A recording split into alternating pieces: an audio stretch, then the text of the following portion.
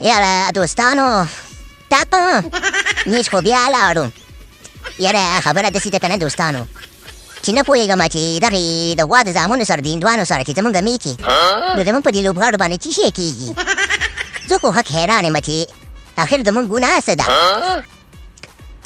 تاسو ما ته زمونږ ګناه ووایئ چې زمونږ ګناه څه ده چې موږ د دې د غوا د زامنو ویراټ کوهلیانو نه د انوشکا د مېړه نه میچ اروطفه دغسې بېلو او په غټو ټورنمنټونو کې چې همیشه زمونږ لوبغاړي چې دي که ورلډ کپ یې که ایشیا کپ یې که هره بلا یې که نه نو ورسره کې داسې ګرم ګرم وي. بیا وروسته ترې نه پوهېږم چې ساړه پاړه څه شي دا ولې.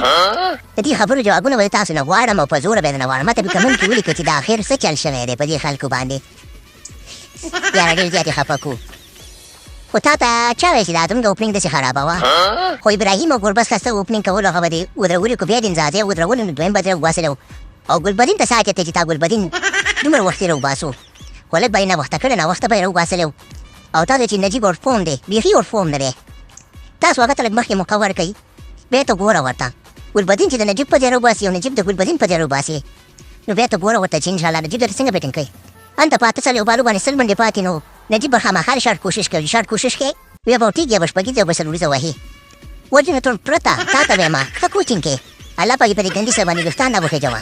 خو دا اوپننګ دې زموږ نن په دې میچ ګډوډ کړی ولو او ما دې خپلو لوبغاړو ته دا میسج دی الله پاک دوی چې ور ورسېږي چې تاسو کله هم د هندوانو سره د انوشکا مېړه سره چې کوم تاسو میچ د جذبې سره لوبه کوئ هلته چې چمپیون کېږو چمپیونز کېږو نو دا څه شی شو چمپیونز په خلک داسې کېږي. اخر زموږ ګناه څه ده چې تاسو موږ سره داسې کارونه په یو ټورنمنټ کې کوئ. زه به تاسو ته سکواډ ښیم تاسو ته ښکاري زما د خوښې دغه سکواډ دی تاسو یې وګورئ نو انشاءالله دغه سکواډ به په ورلډ کپ کې یا کار یو میچ درته به انشاءالله ګټي. تاسو ورته دوی ګورئ د ښکته ښکته ورته ګورئ بر ورته ګورئ د بر نه ښکته ورته ګورئ د بر نه ورته لاندې وګورئ چې څنګه سکواډ دی. مه کوئ داسې که نه زموږ دې عاجزه زړه ته وګورئ مه کوئ داسې که نه. ګاونډیان به اوس بیا خاندي چې خپله په اسلام آباد کې ناست دي د هغې نه ډزې کوي هغې نه ډزې مه کوئ. هلته ګاونډیان دغې کې ناست دي پوجي پر غره ټیوانو کې ناست دي داسې چل دی وغه شن دی خو هغه توره نه شي کولی توپ یې دې خوا ته راکوجې کوي. دې الله پاک معاف که سره زمونږ او خدای دې وکړي چې انشاءالله راروند میچونه وګټو او دا پکې راځي انشاءالله همیشه به سپورټ کوو تاسو ټول.